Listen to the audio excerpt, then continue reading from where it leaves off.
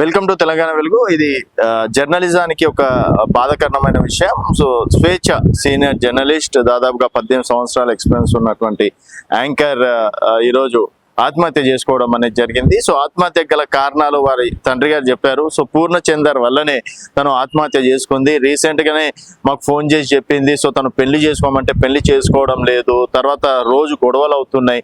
So అతనితో నేను ఇమడలేకపోతున్నాను అని చెప్పేసి కూడా చెప్పడం, ఈలోపే ఇలాంటి ఘటన జరగడం అనేది బాధాకరం అని చెప్పేసి, తర్వాత కేవలం అతడి వల్ల మాత్రమే నా కూతురు చనిపోయింది, తనే చంపేశాడు అని చెప్పేసి కూడా చెప్తున్నారు.